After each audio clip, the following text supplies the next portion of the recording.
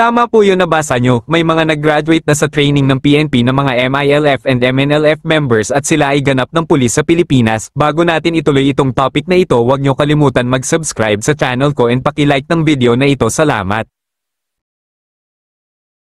So paano sila naging ganap na pulis dito sa Pilipinas? Dahil po ito sa Republic Act 11054 or the Organic Law for the Bangsamoro Autonomous Region in Muslim Mindanao. So dahil po sa batas na nabanggit ko pwede po sila makapasok sa PNP. So basahin natin yun provision na nagbabanggit na pwede sila maging pulis. Ito po yun guys. Pero bago yan, shoutout muna sa Lofil na website. Itong kinuha ko na sample picture ay sa kanila po galing.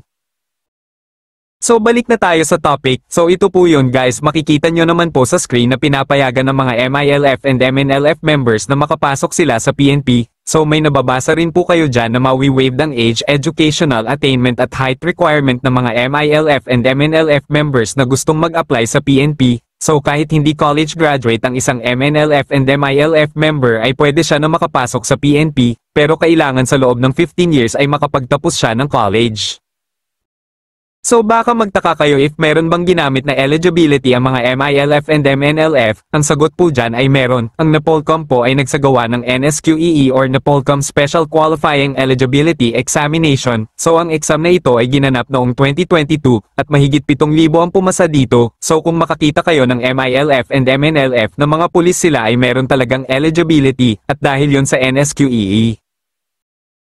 Baka magtanong din kayo if same lang din ba ang sahod ng mga MILF and MNLF na naging pulis sa mga regular na mga pulis. Ang sagot po ay oo, ang lahat ng mga MILF and MNLF na nakapasok sa PNP ay ang rank nila ay patrolman. So kung ano ang sahod ng mga regular patrolman, ganun rin ang sahod nila, pati mga bonuses same lang din. Ang pinagkaiba lang nila ay temporary pa lang sila na patrolman, hindi katulad ng mga regular patrolman. So pwede pa silang matanggal if hindi nila matatapos yun 15 years na nire-require sa kanila na makakuha ng college diploma. If makakuha na sila ng college diploma, magiging permanent or regular na sila.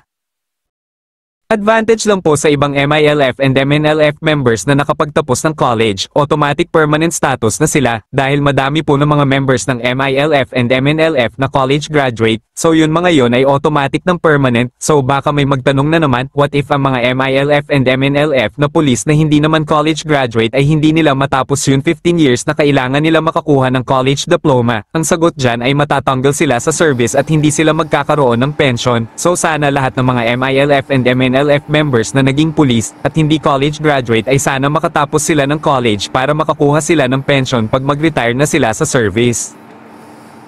So yun, batas na Bangsamoro Organic Law ay malaking tulong para sa mga MILF and MNLF member na gusto maging pulis. Alhamdulillah. If nagustuhan mo yon topic, paki-subscribe po ng channel ko and pa-like din po ng video na ito. Salamat.